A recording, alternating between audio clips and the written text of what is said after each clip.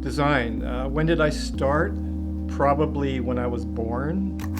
If I look back on my scrapbooks that my mom saved, I was designing bicycles that didn't exist. I've always looked at things and thought, you know what, I can do it better. Can I do it simpler? So I just live and breathe that stuff. But seriously, got into design, weirdly enough, when I was about 19, a line of women's jewelry that was sold in art galleries across Canada. I had also really started getting into apparel design and fashion. I submitted my portfolio to the Parsons School of Design in New York.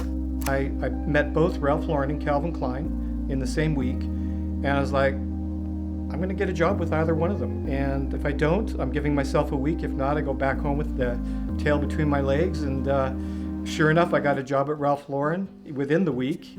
And boom, straight into women's design. That was my schooling. That was my university. It was amazing. I wouldn't want to label myself as a minimalist, but I'm a minimalist. So I'm always looking for ways to pare down excess. Purity of form, I'm greatly influenced by the Inuit culture of the Arctic. They don't design, they just create out of necessity. And I think that's what I'm striving for. I had taken up running after cycling and became really involved in trail running. It was like being a kid, running through puddles, jumping over logs. So it became a very meditative experience for me. The stuff that I was wearing to carry water or a phone wasn't working. It was very antiquated, and so I had come up with this idea for a product that seemed to serve me, and most of my designs come from what would I want? What would I want to wear? What would I like to sit in? What do I like to have around me? Nothing existed on the market at the time. So I started sketching some things up. That was basically the inception of the product. Literally the first product of its kind in the world. Basically made 100, sold 100 through a very rudimentary website. And so it was a real kind of just sell, make, sell, make, sell. I was making these things on my bedroom floor, doing all the postage, doing the labels, cutting the little fabrics. I would take all these materials and go to a small seamstress in Seattle.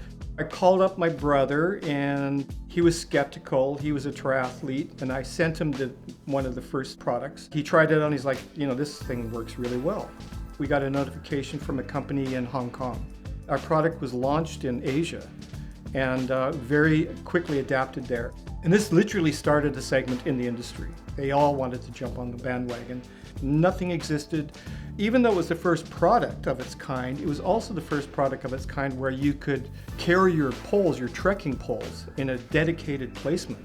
Now people could run and have them strapped to this waistband and be hands-free. It's a small team of probably 5 to 6 people. We all do the job of 5 people each. I'm the face of the brand, but I'm still cleaning toilets too. I think you've got to have the passion, first of all, because the passion will carry you through the really tough times.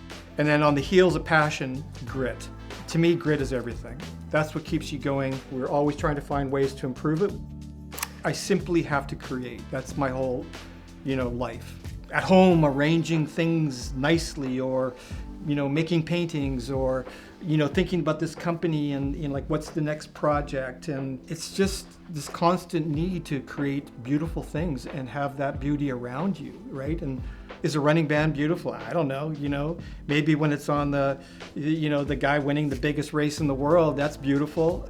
Just the act of creating is beautiful. And I never, ever stop thinking about design or creating. It's 24/7. I design because I have to.